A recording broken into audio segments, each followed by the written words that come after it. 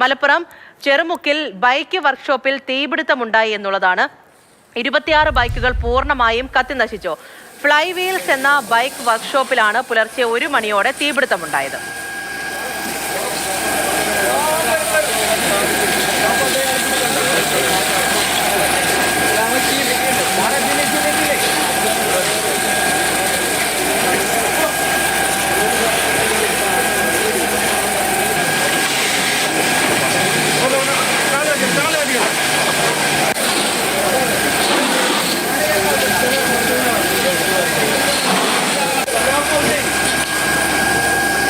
അരുൺ അമൃതനാഥ് വിവരങ്ങളുമായി ചേരുന്നുണ്ട്.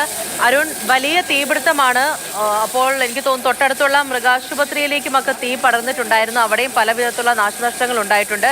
എന്താണ് തീപിടുത്തത്തിന് കാരണമെന്ന് വ്യക്തമാകുന്നുണ്ടോ? തീ പൂർണ്ണമായും അണയ്ക്കാൻ സാധിച്ചിട്ടുണ്ടോ? പൂജ, തീ പൂർണ്ണമായും അണച്ചിട്ടുണ്ട്. എന്താണ് ഇത്തരത്തിലൊരു തീപിടുത്തത്തിന് കാരണമായത് എന്ന് വ്യക്തമല്ല. പക്ഷെ വലിയ നാശനഷ്ടങ്ങളാണ് ഉണ്ടായിരിക്കുന്നത്. ഇന്നലെ അർദ്ധരാത്രി 1 മണിയോടുകൂടിയാണ് ഈ ചെറുമുക്കിലെ ബൈക്ക് വർക്ക്ഷോപ്പിന് തീപിടിക്കുന്നത്.